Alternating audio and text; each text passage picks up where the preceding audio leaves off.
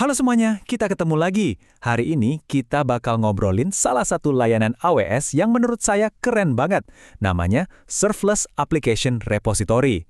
Gampangnya, bayangin aja ini kayak App Store, tapi bukan buat handphone, melainkan buat kode.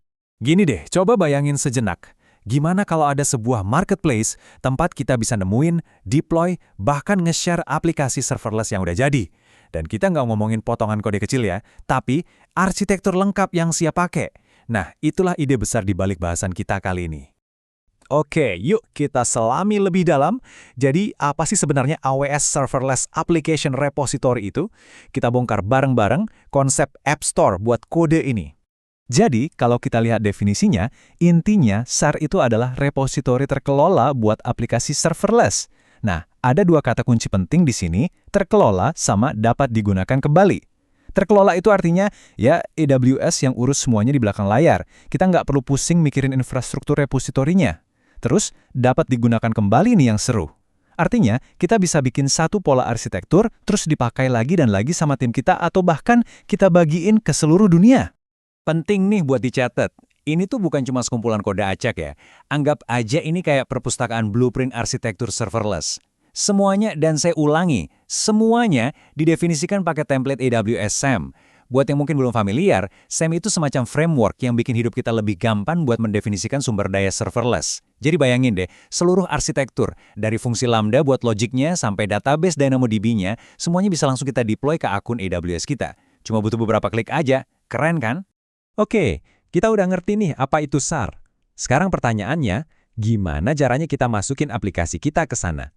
Nah, di bagian ini kita bakal lihat gimana prosesnya. Dari laptop kita, langsung ke repository. Ternyata prosesnya itu simple banget loh. Cuma ada 3 langkah utama. 1. Kita definisikan aplikasi kita pakai template AWS SAM.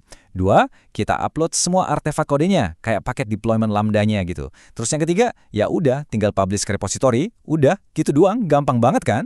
Dan yang enaknya lagi, AWS ngasih kita banyak pilihan cara buat publish. Kamu tim yang suka klik-klik di UI, bisa banget pakai aja AWS Management Console. Atau kamu anak terminal sejati, tenang, ada AWS SAM CLI. Atau mungkin mau lebih canggih lagi, diintegrasiin ke pipeline otomatisasi, ada juga AWS SDK.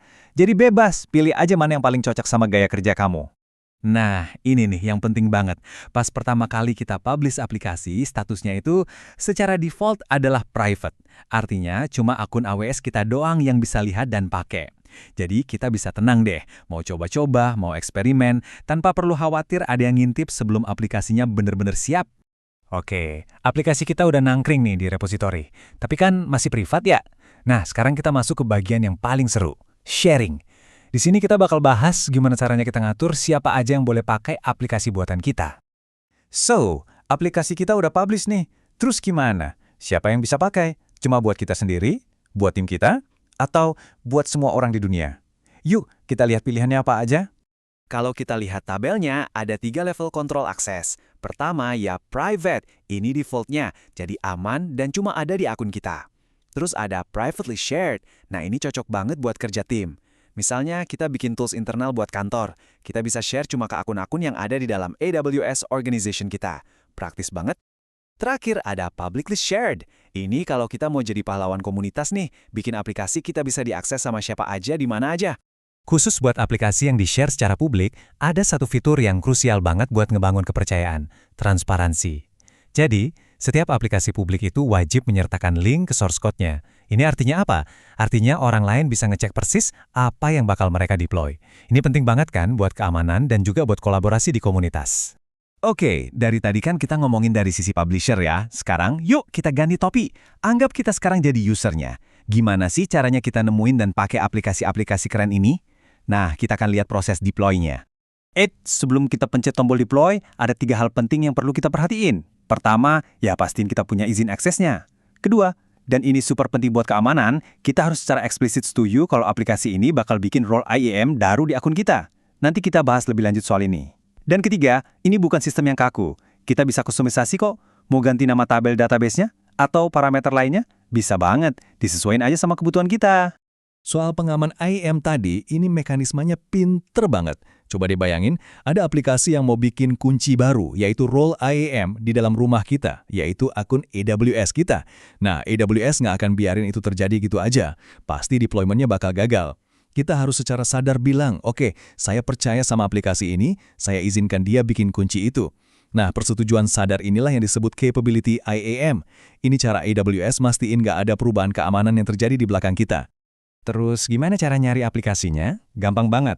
Mau lewat AWS Console atau CLI, kita bisa cari berdasarkan aplikasi yang publik, yang di-share khusus buat kita, atau yang kita bikin sendiri. Sistemnya pinter, kita cuma bakal ngelihat apa yang emang boleh kita lihat. Nah, sekarang kita sampai ke pertanyaan yang mungkin udah ada di kepala dari tadi. Ini semua bayar berapa? Jawabannya mungkin bakal bikin kamu kaget. Yuk kita bahas soal biayanya. Yap, Anda nggak salah lihat. Nol besar. Pakai serverless application repository itu sendiri gratis. Betul, 100% gratis.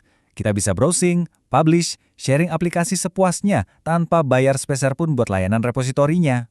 Terus kalau gitu bayarnya di mana? Simple, kita cuma bayar apa yang kita pakai.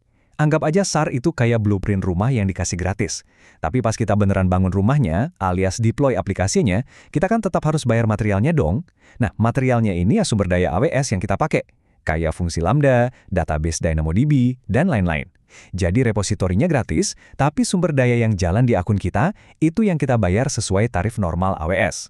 Pada akhirnya, kalau mau disimpulkan, nilai utama dari serverless application repository itu ya ada di kalimat ini.